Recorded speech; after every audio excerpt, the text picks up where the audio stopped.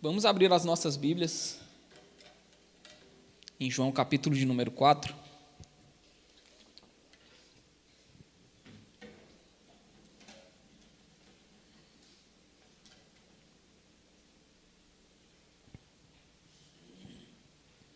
João capítulo de número 4.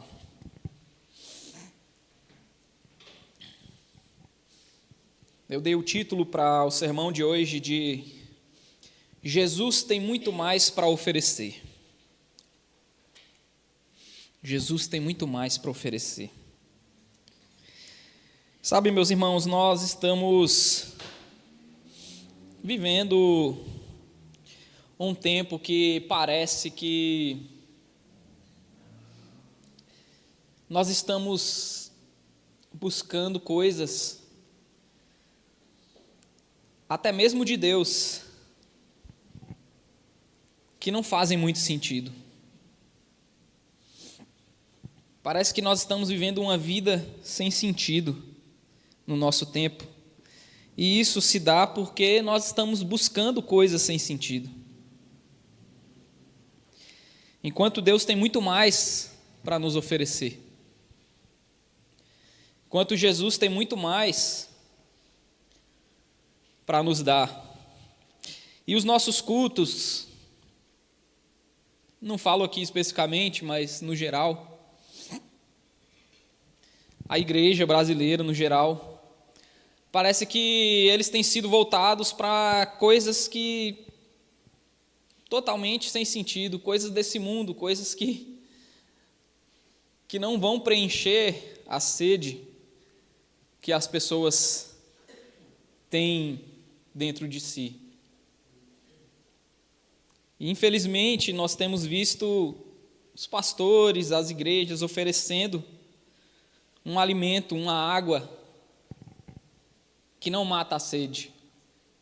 Pelo contrário. Mas nós vamos ver no texto de hoje que Jesus tem muito mais para oferecer do que aquilo que nós temos bebido, comido. E quem sabe, se for da vontade de Deus, que nós saiamos daqui saciados pelo que Jesus tem para nos oferecer. João capítulo 4 é um texto longo, mas um texto conhecido. Eu vou ler na NVI. Diz assim: os fariseus ouviram falar que Jesus estava fazendo e batizando mais discípulos do que João, embora não fosse Jesus quem batizasse, mas os seus discípulos. E quando o Senhor ficou sabendo disso, saiu da Judéia e voltou uma vez mais a Galiléia. Era-lhe necessário passar por Samaria. Assim, chegou a uma cidade de Samaria chamada Sicar, perto das terras que Jacó dera a seu filho José. Havia ali o poço de Jacó. Jesus, cansado da viagem, sentou-se à beira do poço. Isso se deu por volta do meio-dia. Nisso veio uma mulher samaritana tirar água. E disse-lhe Jesus: dê-me um pouco de água. Os seus discípulos tinham ido à cidade comprar comida.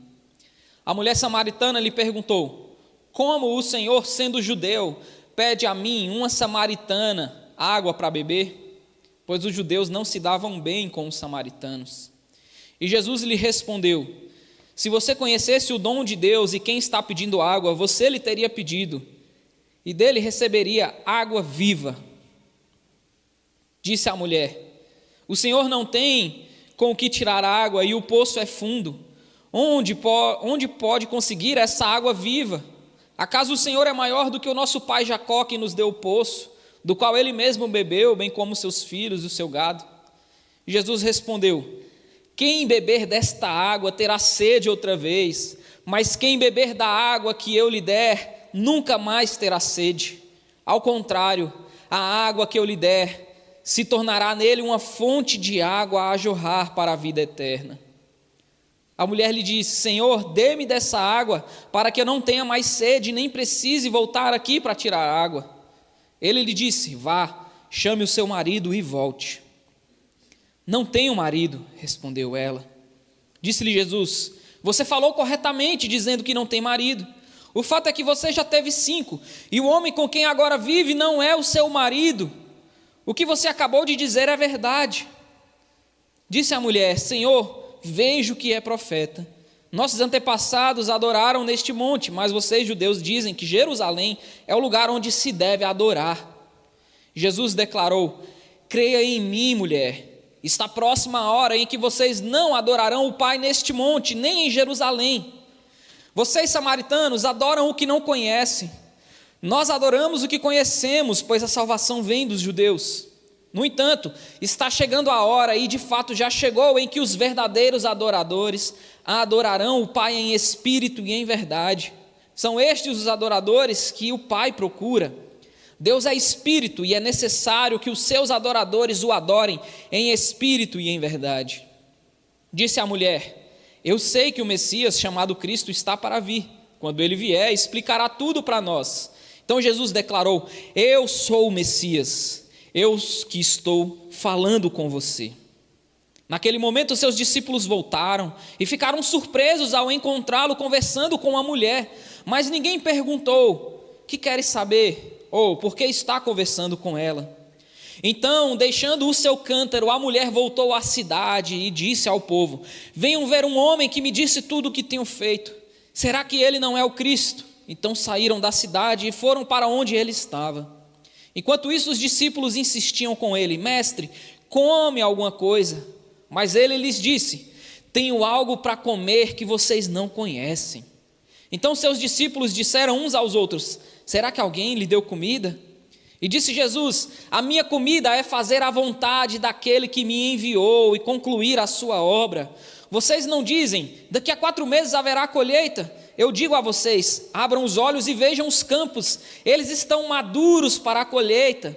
Aquele que colhe já recebe o seu salário e colhe fruto para a vida eterna, de forma que se alegram juntos os que semeiam e o que colhe. Assim, é verdadeiro o ditado: um semeia e outro colhe.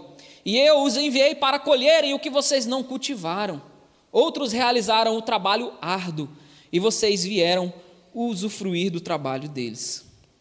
Muitos samaritanos daquela cidade creram nele por causa do seguinte testemunho dado pela mulher: ele me disse tudo o que tenho feito. Assim, quando se aproximaram dele, os samaritanos insistiram que ele ficasse com eles, e ali ficou 2 dias. E por causa da sua palavra, muitos outros creram e disseram à mulher: agora cremos não somente por causa do que você disse, pois nós mesmos o ouvimos e sabemos que este é realmente o Salvador do mundo. Pai, nós queremos te louvar, nós queremos te agradecer porque o Senhor nos trouxe aqui nessa manhã para nos alimentar, para saciar a nossa sede, para matar a nossa fome, Deus. Mas não daquilo que temos buscado, não daquilo que temos, ó Deus, desejado, mas sim de Ti, Deus, da Tua água viva, do Teu pão celestial, Deus. Que em nome de Jesus o Senhor possa nos alimentar nessa manhã, não daquilo que temos buscado, mas do que o Senhor tem para oferecer, que é muito maior do que aquilo que nós estamos buscando, Pai. Em nome de Jesus, que nós saiamos daqui com o alimento dos céus que o Senhor tem para nos dar. Amém.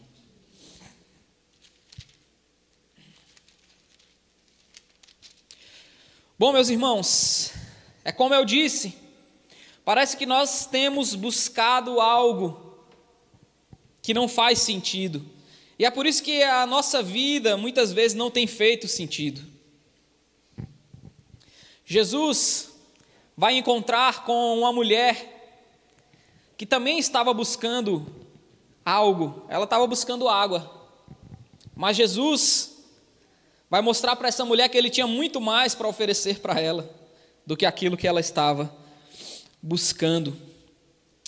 O capítulo 4 está muito relacionado com o capítulo 3, que nós já estudamos aqui, onde Jesus encontra com Nicodemos, um mestre da lei, um fariseu da mais alta classe que conhecia ou que deveria conhecer as Escrituras, alguém que deveria saber das coisas de Deus, mas que também aparentemente estava buscando as coisas deste mundo.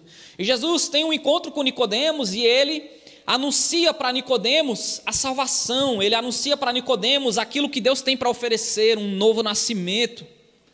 Mas aparentemente Nicodemos não acredita nas palavras de Jesus, assim como muitos outros fariseus. E agora, no capítulo 4, Jesus encontra uma mulher que é o total oposto de Nicodemos. Se Nicodemos era um fariseu, mestre da lei, um homem respeitado em Jerusalém, aqui nós temos uma mulher. As mulheres já eram desvalorizadas naquele tempo, elas eram consideradas menores do que os homens, elas eram consideradas seres humanos de menor valor do que os homens. E além de ser uma mulher, nós temos ainda uma mulher samaritana, que era considerada pelos judeus também um povo desprezível, um povo impuro, um povo que adorava da forma errada, no lugar errado, que tinha uma teologia errada, então considerados impuros e desprezíveis pelos judeus, a ponto de os judeus que viajavam da Judéia para a Galileia, às vezes atravessarem o Rio Jordão 2 vezes para não passarem pelo território dos samaritanos. Mas Jesus, o texto vai dizer que Jesus vai fazer esse trajeto, vai fazer essa viagem da Judéia para a Galileia, só que ele faz questão de passar pelo território samaritano, porque ele tinha algo para fazer naquele lugar. O meu primeiro ponto, meus irmãos, é Jesus, a fonte de água viva, está do verso 1 até o verso 18. Então o texto vai dizer que Jesus estava na Judéia, os seus discípulos estavam batizando, e ele estava fazendo muitos discípulos ali na Judéia. E aí os fariseus ficaram sabendo disso. E Jesus, para evitar o confronto, para evitar o burburinho, para evitar ali a disputa entre os seus discípulos e os fariseus, Jesus decide que era melhor ele ir para Galileia. Ele vai para a Galileia e nós vamos ver ele desenvolvendo um ministério maravilhoso na Galileia. Só que para ir da Judéia para a Galileia, ele acredita que era necessário passar por Samaria, o que diz o verso 4. E aí ele chega a uma cidade de Samaria chamada Sicar, perto das terras que Jacó dera para o seu filho José. E ali naquela cidade, ou perto daquela cidade, havia um poço, de onde provavelmente aquela cidade tirava a sua subsistência de água. E Jesus está cansado da viagem, ele senta na beira daquele poço, e era por volta de meio-dia. Sabe, meus irmãos, Jesus estava cansado, Jesus estava com sede, os seus discípulos haviam ido à cidade buscar alimento, porque o poço ficava do lado de fora da cidade, então os discípulos provavelmente vão para dentro da cidade comprar alimento, e nisso ele fica sozinho. E o verso 7 vai dizer que veio essa mulher, uma mulher samaritana, tirar água daquele poço. Aquela mulher, meus irmãos, ela provavelmente era uma mulher totalmente excluída, até mesmo da sua cidade. Isso porque não era comum ir tirar água naquele horário, e geralmente as pessoas iam tirar água do poço acompanhadas. Iam em grupos tirar água, uma ia ajudando a outra, enquanto uma tirava, a outra já puxava a corda, trabalhavam em conjunto. Mas aquela mulher vai sozinha em um horário onde provavelmente não havia ninguém no poço, onde provavelmente ela não encontraria ninguém. Isso demonstra que aquela mulher era excluída, e mais para frente no texto a gente vai ver o motivo dela ser excluída do convívio, até mesmo dos seus pares ali daquela cidade dos samaritanos. E aí, meus irmãos, Jesus olha para aquela mulher, no verso 7, e ele pede um pouco de água. Ele pede um pouco de água.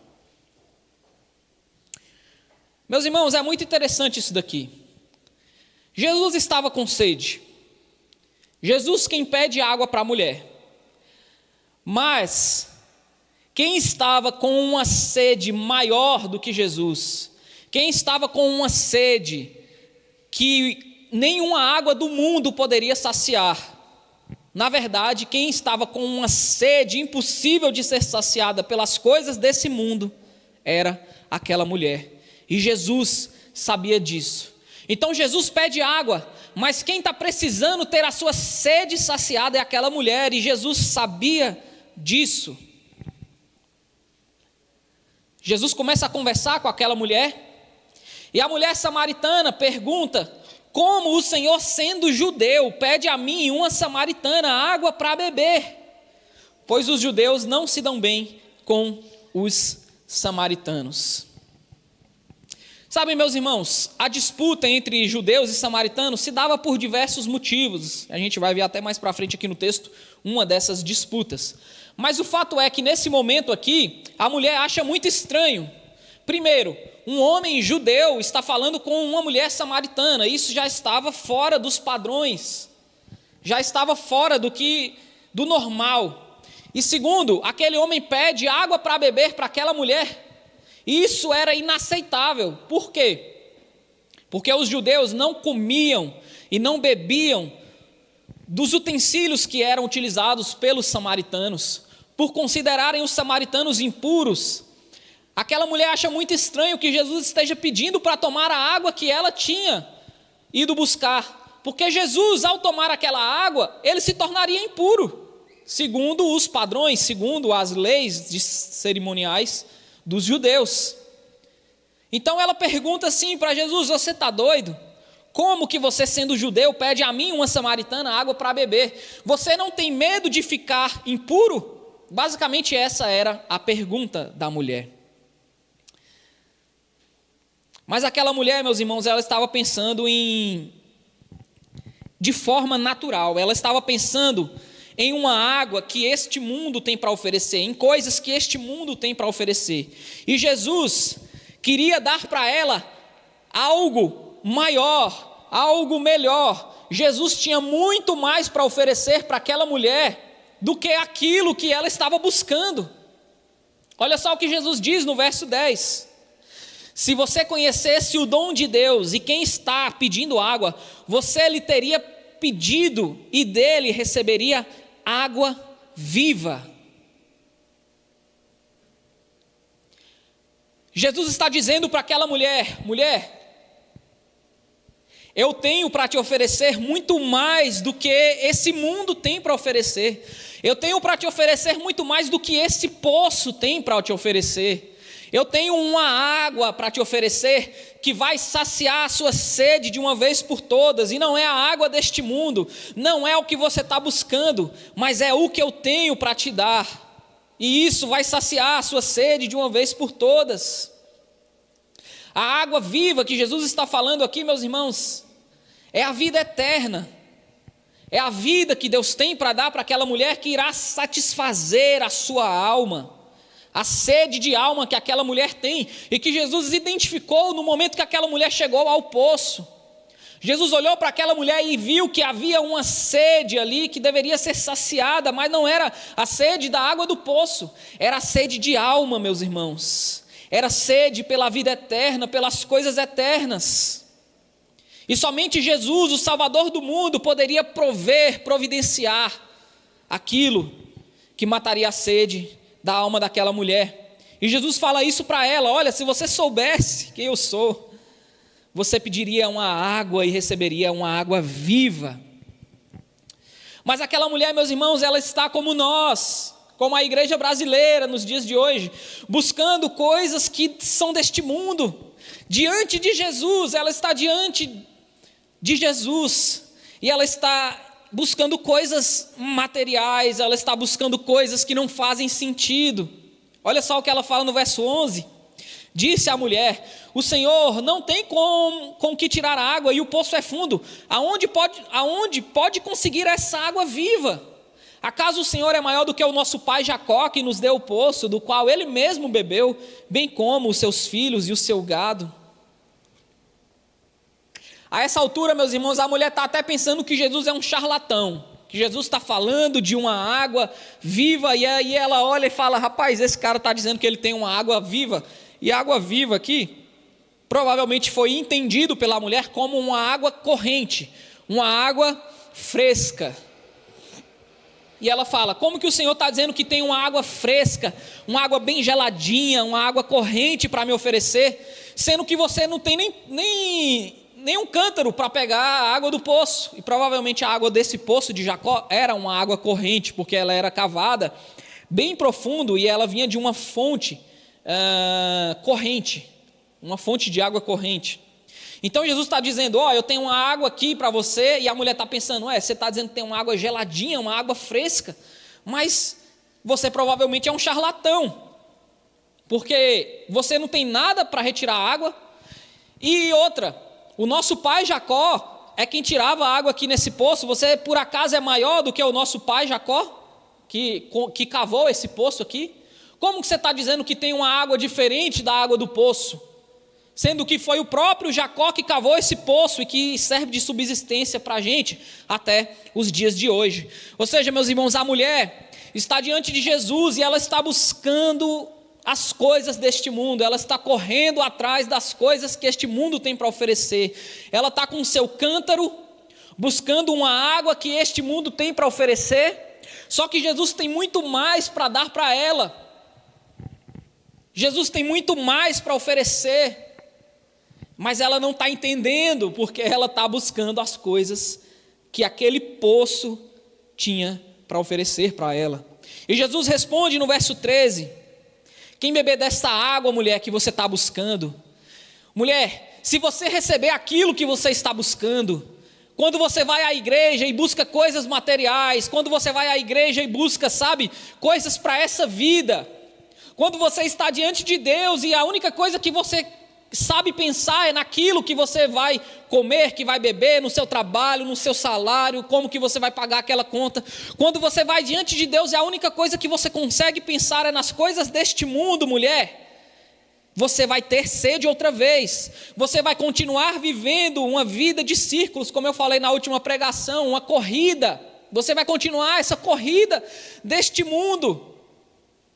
Uma corrida sem fim, uma corrida que vez após outra você vai estar sentindo vontade, sede, fome, porque a sua sede não será saciada com as coisas que você tem buscado. Mas quem beber da água que eu lhe der, nunca mais terá sede. Ao contrário, a água que eu lhe der se tornará nele uma fonte de água a jorrar para a vida eterna. O que Jesus tem para oferecer é muito maior do que aquela mulher estava buscando.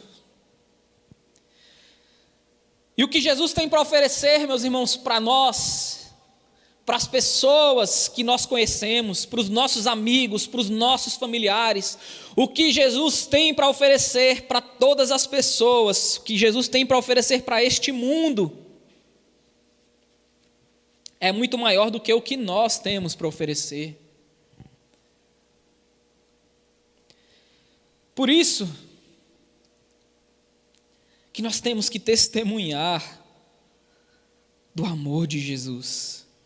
Nós temos que testemunhar dessa água viva que uma vez nós bebemos e que tem saciado as nossas vidas.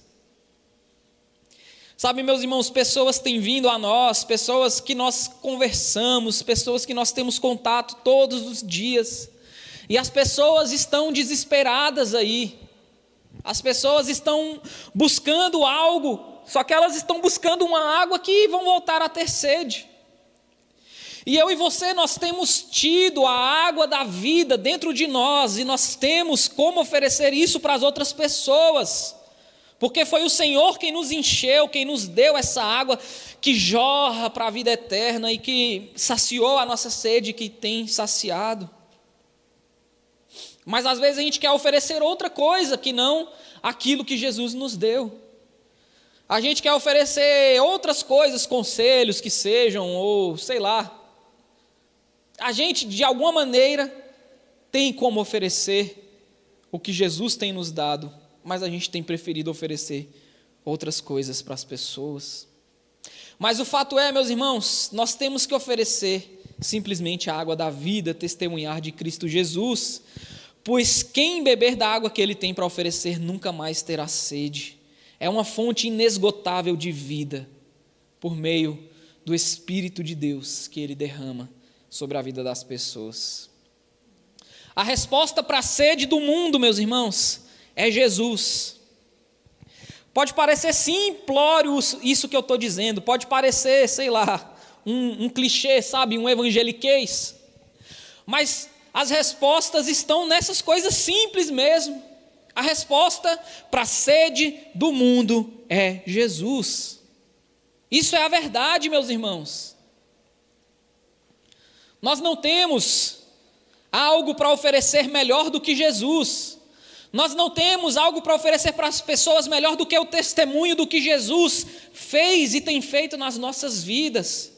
Nós não temos um testemunho melhor para oferecer do que a água da vida que uma vez nós bebemos e que continua jorrando dentro da gente.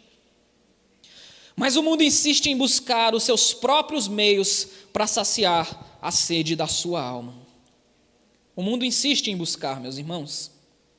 E isso não é de agora, e isso não é apenas aqui do tempo de Jesus e da mulher samaritana, que estava buscando para saciar a sua sede algo terreno.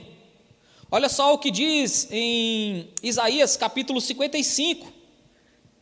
Venham todos vocês que estão com sede, venham às águas, para que a sua alma viva.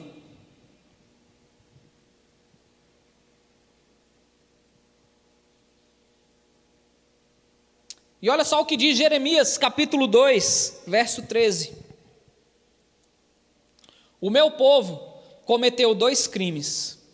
Eles me abandonaram a mim, a fonte de água viva, e cavaram as suas próprias cisternas, cisternas rachadas que não retêm água.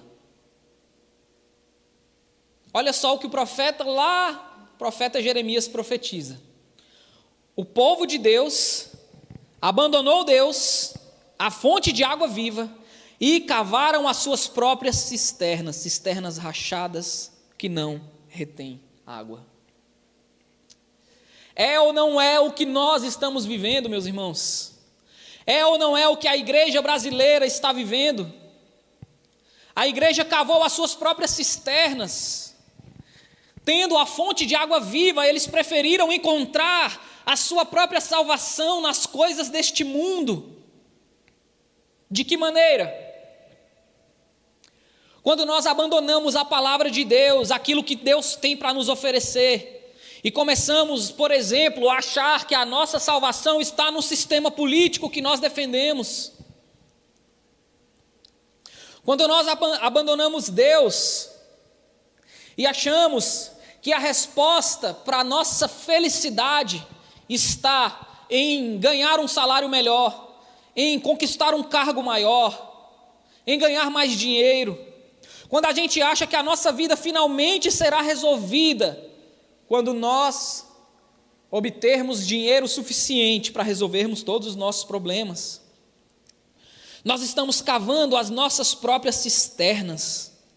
A igreja brasileira abandonou Jesus, meus irmãos, abandonou a fonte de água viva e começou a correr atrás de coisas que este mundo tem para oferecer. De maneira que o salvador da igreja brasileira agora é um político.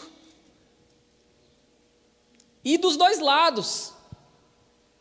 Tem igrejas que acreditam que a salvação está num político A. E outras igrejas vão acreditar que a salvação está no sistema político B. E vão dedicar os seus púlpitos, as suas conferências, as suas orações, as suas campanhas, os seus jejuns, por isso. Simplesmente para buscar isso. O sistema político que mais lhe agrada, ou o político que mais lhe agrada. Outras vão fazer as suas campanhas, vão fazer os seus jejuns, vão fazer os seus cultos totalmente voltados para uma bênção. Para o ano seguinte vai ser um ano de vitórias, um ano de bênçãos, um ano de conquistas. E aí vão dedicar os seus jejuns, os seus cultos, as suas palavras. Vão cavar as suas próprias cisternas, buscando essa água. Mas são cisternas rachadas. E isso não vai matar a sede de ninguém. Pelo contrário, só vai fazer eles abandonarem a fonte de água viva. Sabe, meus irmãos, eu estava vendo um documentário no YouTube semana passada. E um dos rapazes entrevistados estava falando de um avivamento que aconteceu no Brasil aí no início dos anos 2000. E ele fala: nós íamos para a igreja para conhecer Jesus, para ouvir Jesus, para buscar Jesus. E Jesus derramava, meus irmãos. As pessoas experimentavam mesmo da presença de Jesus. Multidões iam para as igrejas estavam lotadas. E era da presença de Deus. Era da presença de Deus. As pessoas, e aí aconteciam algumas coisas que uns concordam, outros não, mas as pessoas choravam, riam, caíam, se debruçavam. Mas a verdade é que as pessoas iam buscar Jesus. Quem aqui já viveu um tempo onde você ia para a igreja para conhecer Jesus? Eu vivi. Eu era adolescente, mas eu vivi um tempo desse. E hoje, meus irmãos, isso praticamente não existe. Hoje nós temos documentários no YouTube de pastores, filmes ou pregações, mas se você for parar para assistir, aquilo vai saciar a sede de quem está buscando as coisas deste mundo, mas quem está buscando Jesus não vai ter a sua sede saciada ao escutar esse tipo de pregação.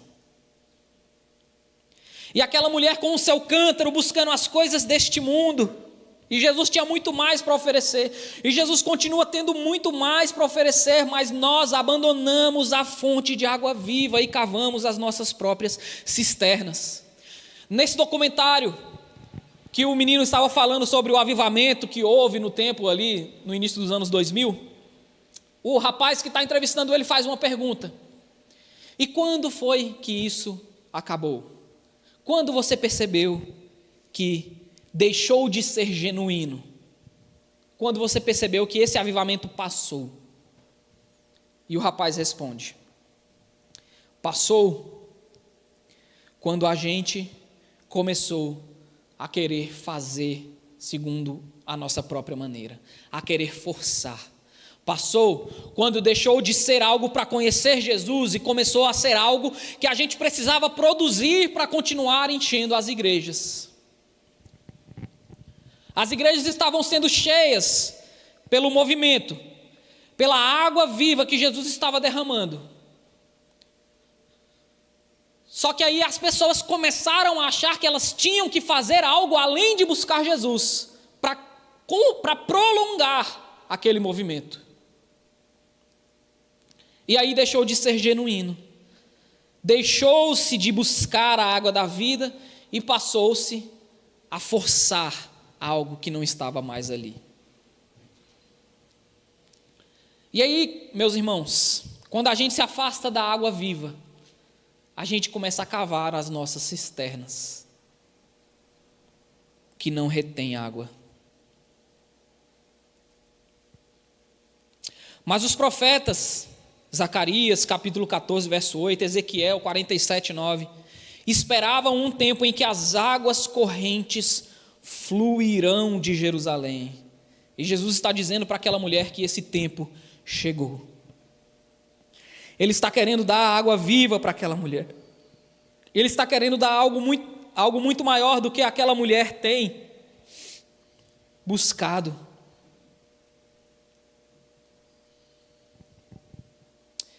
E a mulher diz: Senhor, dê-me dessa água, para que eu não tenha mais sede e nem precise voltar aqui para tirar água. E a verdade, meus irmãos, é que mesmo diante de Jesus, e Jesus querendo derramar a água da vida sobre aquela mulher, ela ainda está pensando que Jesus está falando das coisas dessa terra. Ela ainda está achando que é uma água que ela não vai precisar voltar naquele poço. Ela ainda está, de certa maneira, duvidando do que Jesus está falando. Ela continua achando que o que Jesus tem para oferecer está limitado a essa realidade.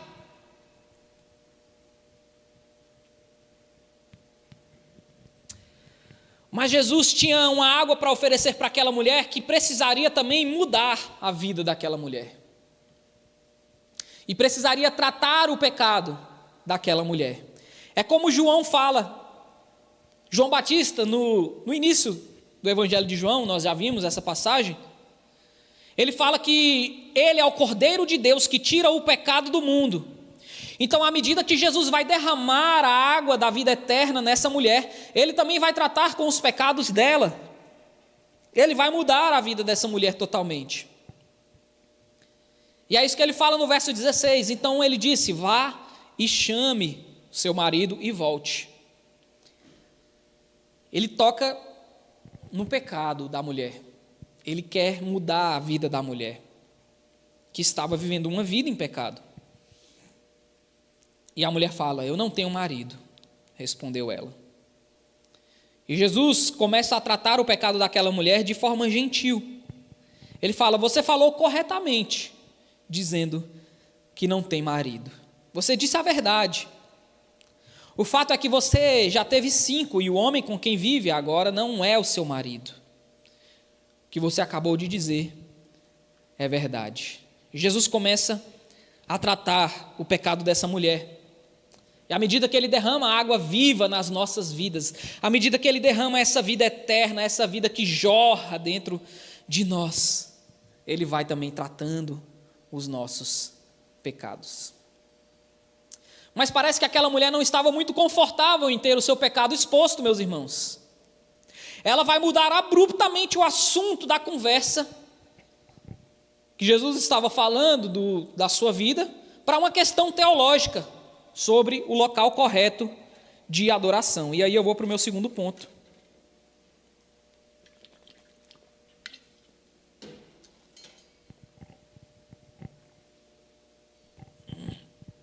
Segundo ponto, Jesus anuncia a nova forma de adoração. Vai estar do 19 até o 26.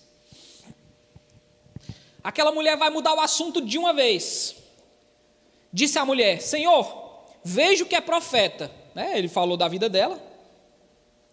Os nossos antepassados adoraram neste monte, mas vocês, judeus, dizem que Jerusalém é o lugar onde se deve adorar. Aquela mulher entende que Jesus é dotado de certo poder. Ela fala: vejo que o Senhor é profeta.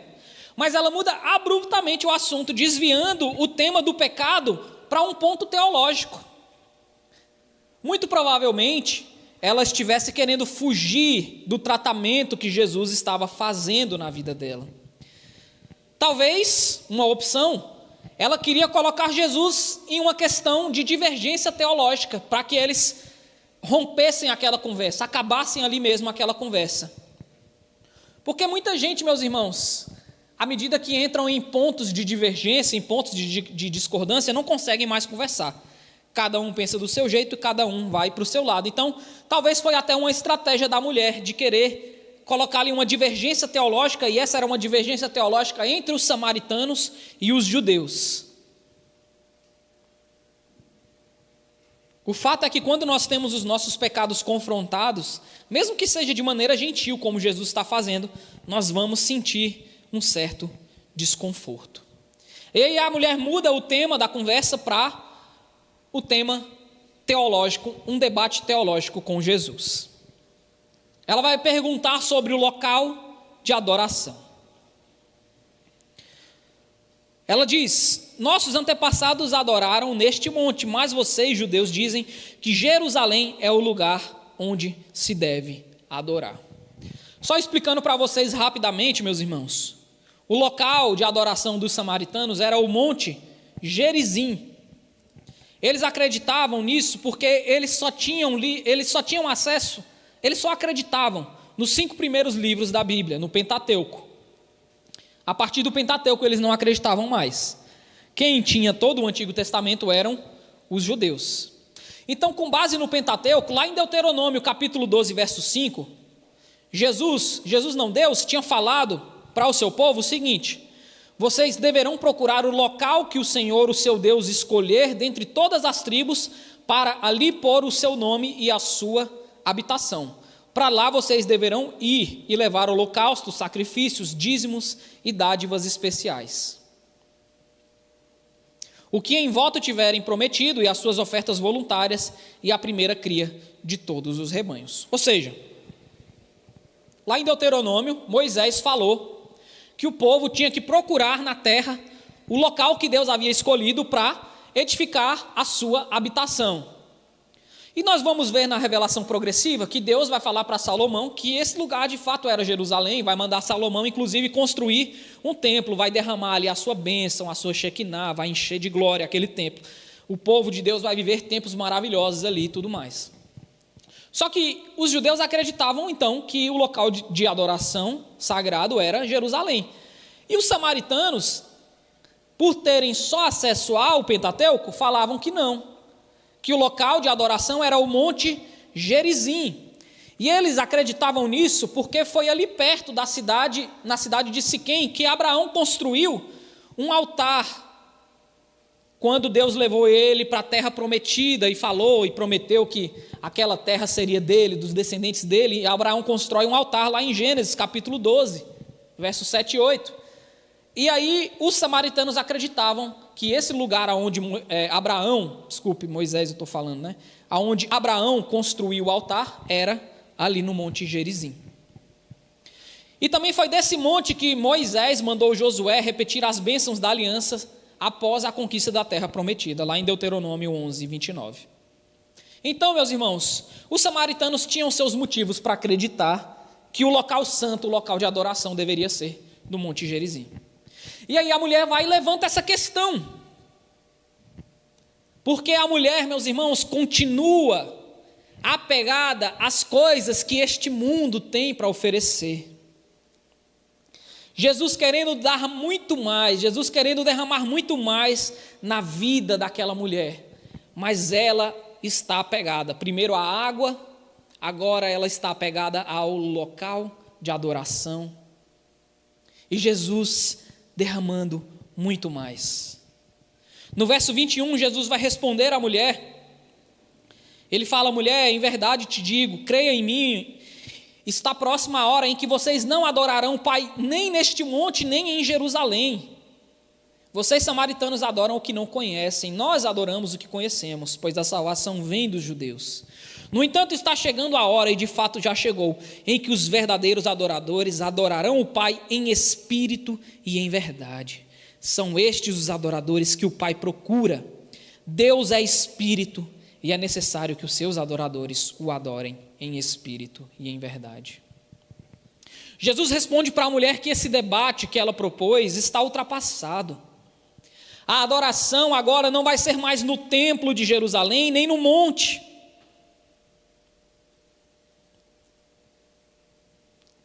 Jesus está substituindo os locais de adoração pela sua pessoa. Jesus está substituindo o templo por si próprio, o monte por ele mesmo. De maneira que Jesus está dizendo que a verdadeira adoração, o local de adoração, não existe mais. O que existe é uma adoração em espírito e em verdade. Jesus fala que a salvação vem dos judeus, preparando o terreno para anunciar a si próprio como Messias para aquela mulher. E ele termina explicando o motivo da adoração não ser mais no templo e nem no monte. Sabe, meus irmãos, quando Jesus fala que os samaritanos adoram o que não conhecem, é justamente aquilo que eu já falei para vocês anteriormente. Por acreditarem apenas nos cinco primeiros livros da Bíblia e depois de terem se separado dos judeus, os samaritanos eles ficaram fora da revelação especial de Deus. A revelação da história da redenção que aconteceu no meio do povo de Deus. Então as alianças que foram feitas a partir dali com Davi, Salomão e tudo mais. E quando Jesus fala que a salvação vem dos judeus, ele está dizendo que Deus escolheu o povo judeu para levantar o seu filho daquele lugar. Então é nada mais do que isso. Deus não está colocando um peso maior para os judeus do que para os samaritanos. Não, Jesus está apenas falando algo que de fato aconteceu no decorrer da história. E o clímax do texto, do verso 23 até o verso 24, é Jesus falando que a hora chegou. A hora chegou, aonde não deveria mais se apegar ao local. A obra redentora do Filho de Deus, que rasgou o véu de separação entre Deus e os homens.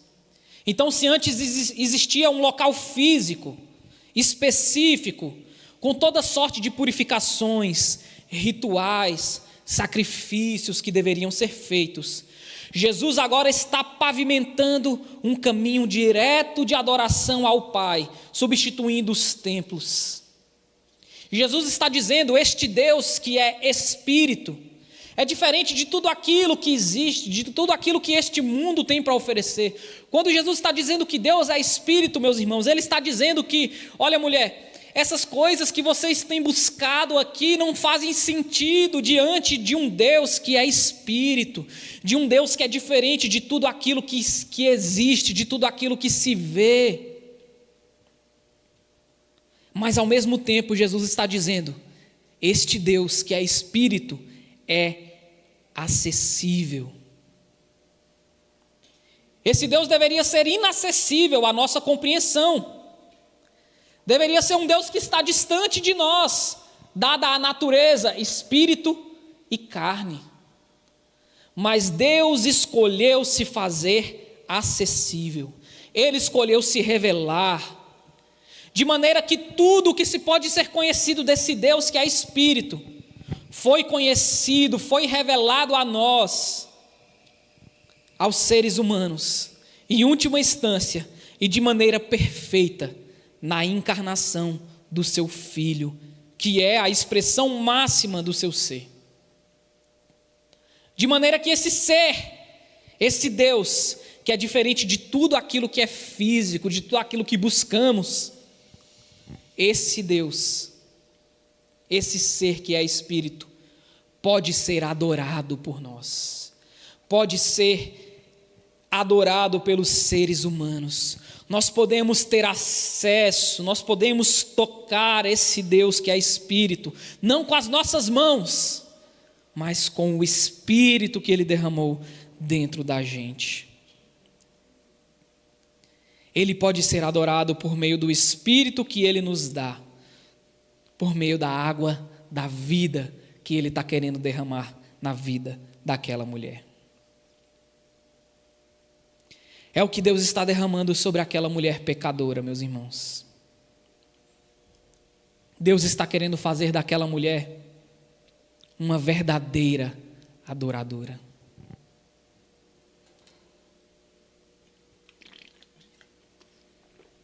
Mas enquanto nós cavarmos as nossas próprias cisternas, enquanto nós quisermos usar o nosso cântaro para buscar saciar a nossa sede,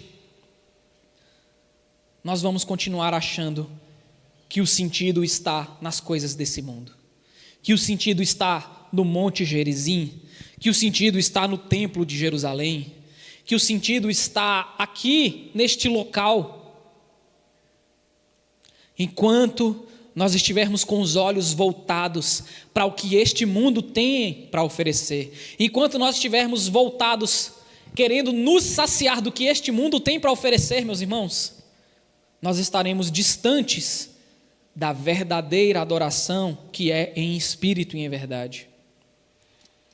A verdadeira adoração em espírito e em verdade, que Jesus está dizendo aqui, que Jesus está querendo derramar sobre a vida dessa mulher. Jesus está querendo fazer dessa mulher uma verdadeira adoradora. E isso implica em não olhar mais para as coisas que este mundo tem para oferecer. Isso implica, ao estar diante de Deus, ao colocar o nosso joelho no chão e levantarmos as nossas vozes, mentes, corações ao Senhor, ao cantarmos as nossas canções, ao devotarmos o nosso espírito a Deus, nós devemos buscar a fonte de água viva. Ele tem muito mais para nos oferecer do que aquilo que nós temos buscado. Quando Jesus diz que nós devemos adorar em espírito e em verdade, Ele está dizendo que nós devemos abandonar os nossos cântaros que temos usado para buscar a água deste mundo. Quando Jesus está dizendo que nós devemos adorar em espírito e em verdade, Ele está dizendo para nós abandonarmos a lógica deste mundo, de correr atrás das coisas que este mundo tem para oferecer, e de buscar a Deus para que Ele me dê aquilo que eu estou buscando neste mundo.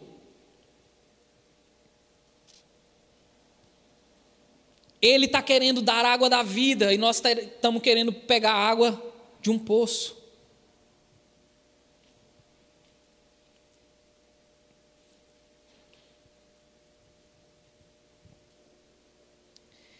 Aí aquela mulher, prestes a ser banhada por aquela água, ela já está recebendo, já está começando a entender. No verso 25 ela vai dizer: eu sei que o Messias, chamado Cristo, está para vir. Quando Ele vier, explicará tudo para nós.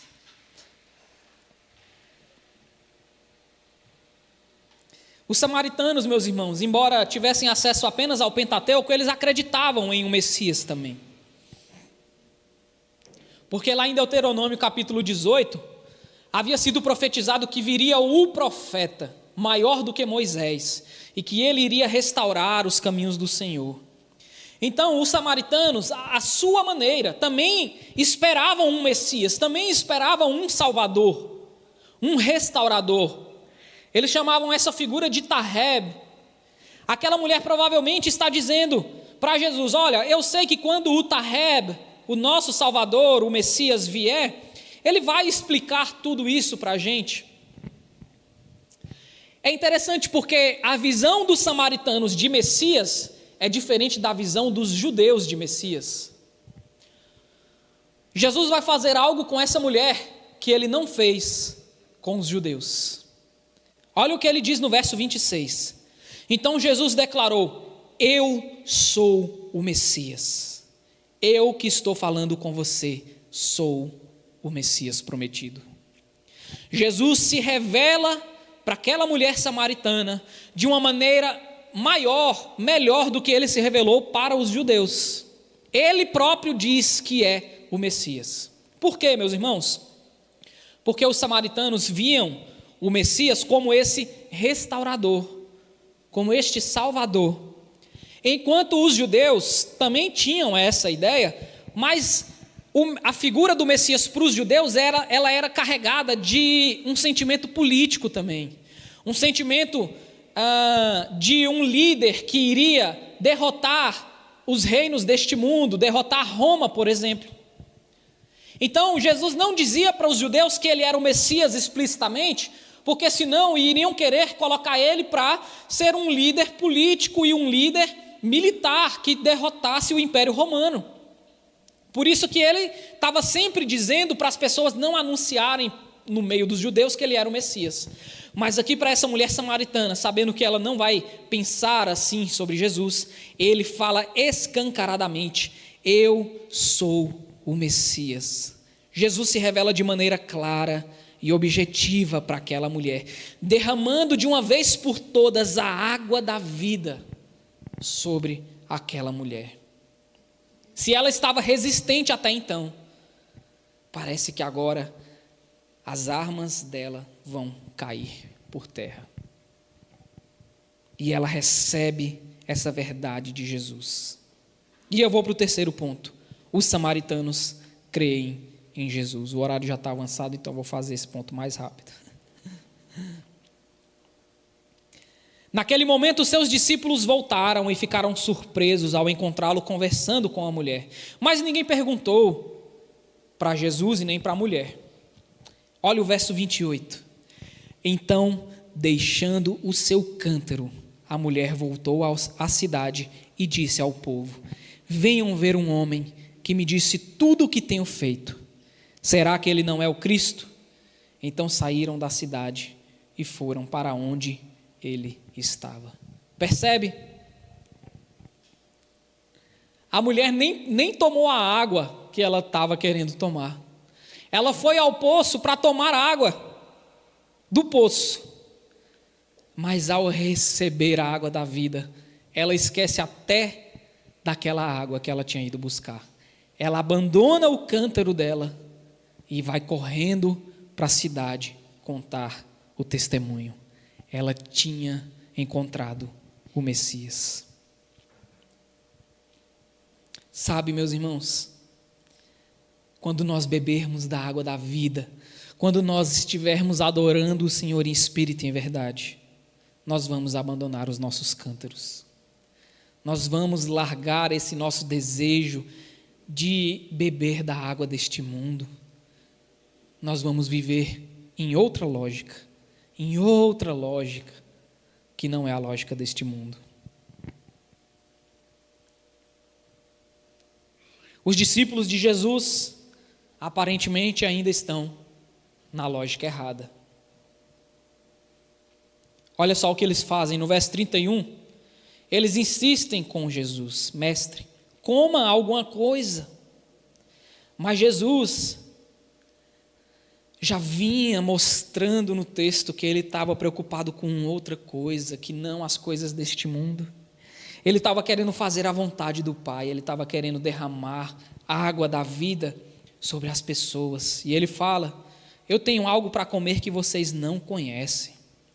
Então os discípulos perguntam uns aos outros: será que alguém trouxe comida para ele? Ou seja, os discípulos estão na mentalidade buscando, entendendo as coisas deste mundo.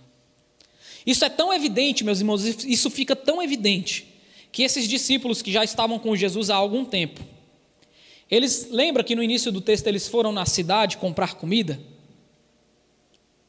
E eles voltam daquela cidade com a comida, mas eles não anunciaram Jesus naquela cidade. Eles não falaram de ninguém, eles não falaram para ninguém sobre Jesus. Eles estavam preocupados com a comida. Eles foram àquela cidade para comprar comida, então nós vamos comprar comida e vamos voltar com a comida. E Jesus queria que os seus discípulos tivessem uma outra mentalidade. O que ele fala no verso 34, a minha comida é fazer a vontade daquele que me enviou e concluir a sua obra. Jesus sabia que ele iria comer em algum momento, ele iria tomar água em algum momento, mas Jesus estava mais preocupado naquele momento em salvar a vida daquela mulher samaritana e em salvar a vida de toda aquela cidade de Sicar, enquanto seus discípulos estavam preocupados em comprar comida, em buscar as coisas deste mundo, em se saciar com as coisas deste mundo. E é por isso que eu dei o título: Jesus tem muito mais para oferecer, meus irmãos.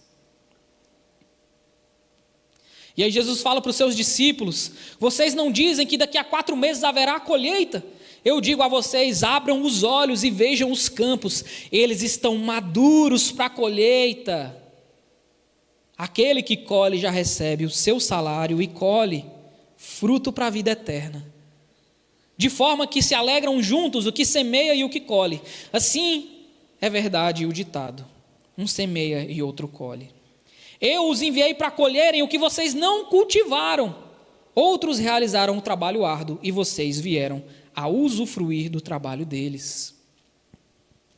O que Jesus está dizendo para os seus discípulos, ensinando acerca das prioridades. Eles foram comprar comida e não anunciaram a salvação àquele povo. Sabe quem foi anunciar a salvação para aquele povo? A mulher pecadora e samaritana que eles consideravam impura e inferior. Aquela mulher largou o seu cântaro, largou a sede que ela estava de água do poço e correu para a cidade para anunciar a salvação, para semear na vida daquelas pessoas. Os discípulos de Jesus foram à cidade e voltaram com comida. Aquela mulher foi à cidade e voltou com testemunho de Jesus. E muitas pessoas vieram. Olha só, verso 39. Muitos samaritanos daquela cidade creram nele por causa do testemunho dado pela mulher. Ele me disse tudo o que tenho feito. Assim, quando se aproximaram dele, os samaritanos insistiram em que ficasse com eles. E ele ficou 2 dias. E por causa da sua palavra, muitos outros creram e disseram à mulher: agora cremos não somente por causa do que você disse, pois nós mesmos o ouvimos e sabemos que este é realmente o Salvador do mundo. Os discípulos de Jesus acabaram colhendo a salvação daqueles samaritanos, mesmo sem terem semeado. Mas Jesus está falando que o que colhe e o que semeia devem se alegrar. Mesmo se você está semeando, e às vezes você não vai colher, meus irmãos, continue semeando. Eu mesmo dou testemunho de Cristo para muita gente. Mas ninguém vem aqui na igreja, isso às vezes me aborrece. Tem um monte de gente que eu tenho tentado semear Jesus na vida dessas pessoas,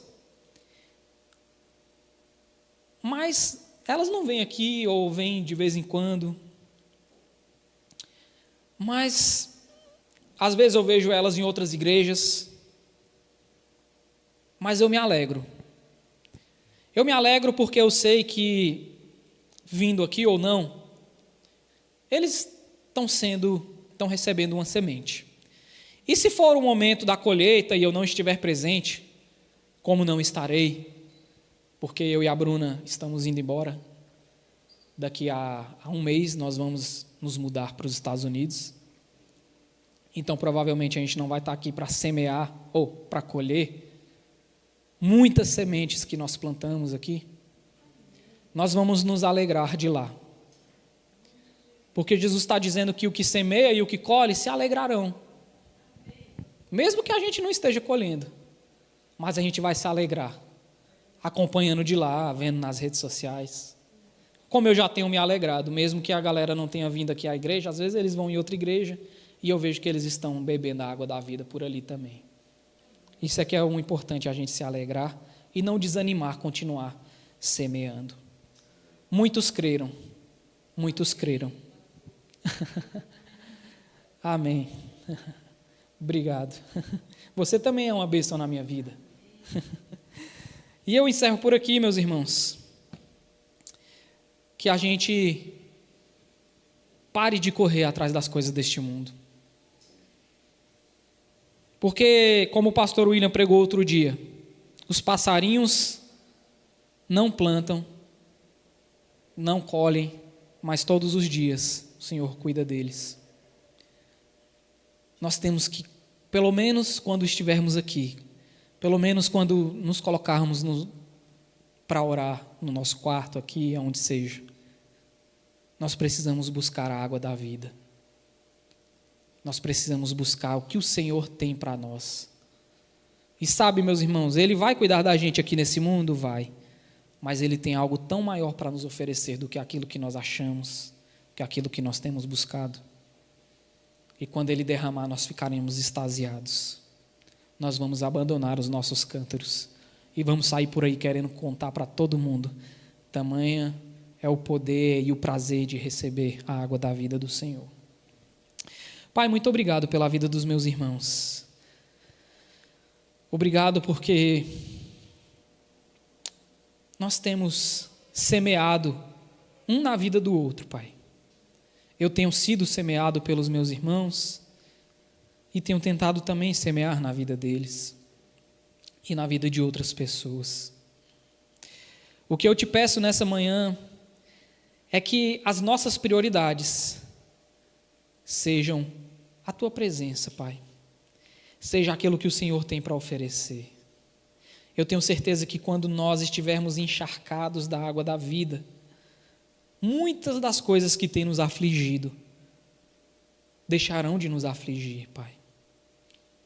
Muitas dessas aflições são porque nós temos corrido a corrida deste mundo, corrido atrás das coisas que este mundo tem para oferecer.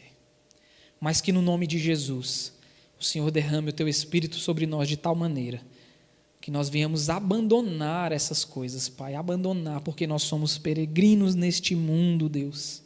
Nós estamos aqui para fazer a Tua vontade, assim como o Senhor veio para fazer a vontade do Pai. Em nome de Jesus, nos ensina isso, Deus. Nos ensina isso. Amém.